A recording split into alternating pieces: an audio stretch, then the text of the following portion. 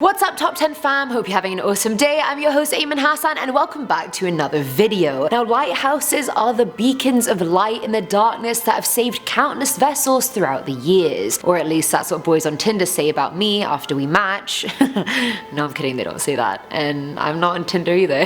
Now, they may be more of a thing of the past nowadays, but their 15 minutes of fame start now. Time to shed the spotlight on the top 10 scary abandoned lighthouses. 1 point to me for the pun, and also you guys, I know a lot of you are going to get OCD about this, but I can't fix it, so deal with it. Starting us off at number 10 is the St. George Reef Light. Now, the lighthouse started being built in 1882 and was only finished in 1892 after a bunch of vessels crashed and sank, which is, I mean, a good sign for a lighthouse to hurry up and get her done. It was after the brother Jonathan crashed onto the rocks and killed hundreds of people that the people in charge were like, damn, maybe this actually is an issue and we need a lighthouse. It was built on Northwest Seal Rock, and so it basically had waves crashing on it from every angle you could think of. While it was being built, many workers died, others asked for transfers, while the rest simply walked off the job as soon as they got there. Hence, it took that long to finish. Despite having money for the safe building of the lighthouse, 5 keepers still died whilst traveling to and from the lighthouse, and many others just slowly lost their minds because of the utter isolation and extreme conditions. The unwelcoming post was decommissioned in 1975 and was replaced by a lit buoy, not a lit boy, but a lit boy. Now, who knew lighthouses could have that much drama? I certainly didn't. I haven't met any lit boys recently. Have you guys? Do you have any lit boys you could recommend to me? Let me know. Coming in at number 9 is the Terrible Tilly. That was the name given to the Tillamook Rock Light that was built back in 1881. Now, the lighthouse was actually built on a rock off the Oregon coast called Tillamook Head, and days before its opening, 16 people died when the Lupacia crashed onto the rocks of the Tillamook Head. Oh, that's a mouthful. Now, the weather in the area has always been bad, so the lighthouse was completely necessary and was actually the most expensive West Coast lighthouse ever built. Now, since it was on a rock, keepers had a dangerous commute going to the mainland and back for supplies, and that's how it got its name. Over the years, the waves hitting it eroded the damn thing so much and shattered its lens. Honestly, if I was one of the keepers of the lighthouse, every day I'd be like, this is the day where a strong enough wave comes and takes this thing down and me with it. It was decommissioned in 1957 when it was then privately sold and now operates as a resting place for urns, which I guess is also very spooky, so I mean, yeah. There's that. At number 8 we have the Flannan Isles Lighthouse. Now, back in December of 1900, the Hesperus, can we just take in how much of a Harry Potter spell that sounds like Hesperus? Either way, back in December of 1900, the Hesperus set sail for Eilean Moor, which is one of the 7 islets of the Flannel Isles. The boat was tasked with transporting a relief lighthouse keeper, but when they got there, things just seemed off. The flagstaff was bare and the 3 keepers already there were just nowhere to be found. Upon exploration, the relief keeper found some weird clues. Now, the kitchen table still had plates with untouched meals on them, the clock had just stopped on a specific time,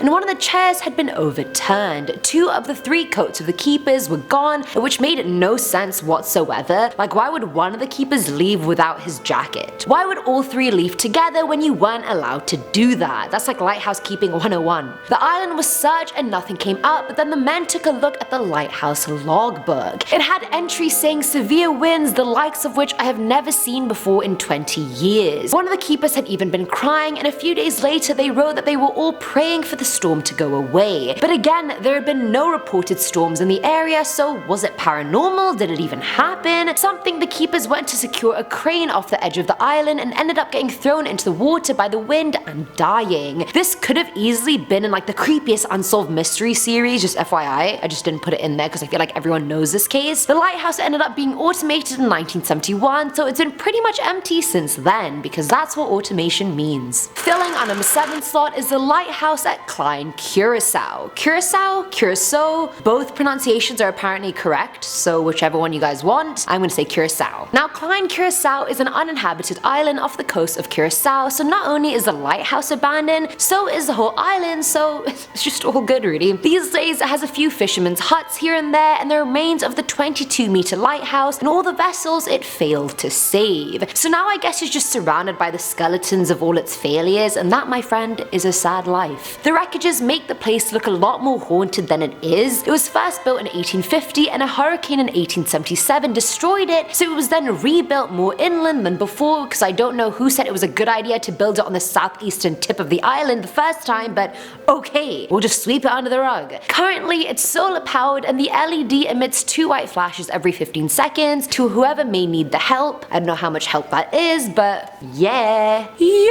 Now at number 6 is the Italian lighthouse. Despite the name, it's not actually located in Italy, it's actually located in Mogadishu, Somalia. It was built more than a century ago and was abandoned about 20 years ago, but it's unclear whether that was because of lack of necessity or because no one tended to its upkeep at all. There's not a lot of information on the structure except just a bunch of pictures and takeaways from journalists. From pictures of the lighthouse, it really does look like it's on the verge of collapse. Even if it wasn't decommissioned, I can't even see how it would work at all. All the rooms either smell of urine or sea rot, and it's a popular place for young guys to go and chew khat without being seen. And I guess khat is like the shrub that you chew or like infuse into a drink, and it's basically a stimulant, so it makes you feel excited, euphoric, you know, all that good stuff. Some are in the corners smoking hash, playing board games, and one journalist from National Geographic described them as ghosts in a city left for dead. Now, as many of us know, Somalia is a failed state from years of colonization, civil war, jihad, lack of any government, so this one crumbling abandoned lighthouse seems safe in a city that just really isn't, and I feel like that says a lot. Coming in at number 5 is the Rubjerg Nude Lighthouse. Hopefully I said that correctly. Located in Denmark, this lighthouse literally got swallowed up. I'm not even kidding you. Now, it took a year to build, finishing in 1900, and everything was all well and good when it was first lit. But shifting sand and coastal erosion started posing a bigger problem than architects originally thought, and the coast started being eroded 1.5 meters every year, which is quite a bit, to be fair. The lighthouse was built 200 meters away from the sea, but that really did not last long. Even height-wise, the lighthouse was originally 23 meters tall, but by 1968, only 15 meters was actually accessible. The rest, including every single entrance, had been buried by sand, and thus it had to be decommissioned. The buildings surrounding the lighthouse were still operational, like the museum and coffee shop stayed open till 2002, till they too got buried under a bunch of sand.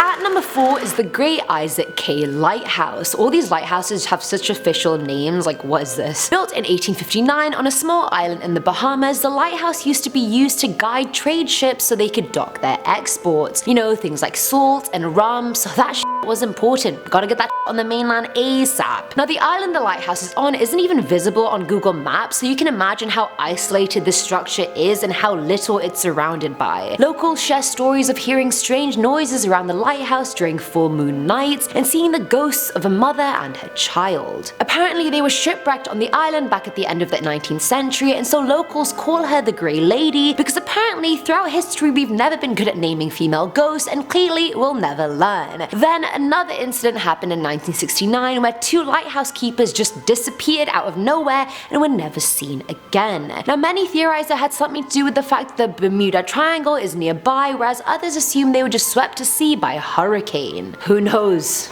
I don't got the answers. I don't got them. Filling our number 3 slot is the Point of Ayr Lighthouse. Located in Talacree, Wales, the lighthouse was built back in 1776 and wasn't in use for very long. It was decommissioned by 1884 but had already been abandoned by 1840, but here's where it gets juicy. The lighthouse has been known for the many hauntings that plagued it throughout the years, and that came down to what the lighthouse was being used for. During World War II, it was used by Air Force fighters for target practice, and the village of Talacree was coated in silver foil for some anti-radar technology experiment, which just reminds me how old this lighthouse really is. Like covering a village in tinfoil, like, that's cute. Either way, the locals of Talacree reported seeing a ghost walking on the top of the tower, and apparently mediums have claimed the spirit is that of Raymond, a lonely keeper who died of a broken heart. Raymond, we're all dying from broken hearts. You're nothing special. Relax. Tourists that have visited the lighthouse report a major feeling of being disturbed and uneasiness. To commemorate this ghost, Angela Smith blacksmith made a 7-foot sculpture of a man using pieces of steel. It has a bunch of gaps going through it, so when the wind passes through it, it makes a chime sound, which just adds to the overall eeriness of it all, and I don't even know if that's something we need. I just don't think it is. Now at number 2 is the Ship John Shoal Lighthouse. Located in Delaware Bay, this one took a whopping 27 years to finish after US Congress figured, hey, maybe we need a bit of light in the area. It was finished in 1877 and it actually got its name from a wreckage. Ship John crashed onto the shoal the lighthouse was built on long before it was actually built. Thankfully no one died, but the John sunk into the ice water and froze, sealing its fate for all of eternity. Stories about the job have been passed on from keeper to keeper, and there was a curse at Ship John back in the 1880s apparently. I mean,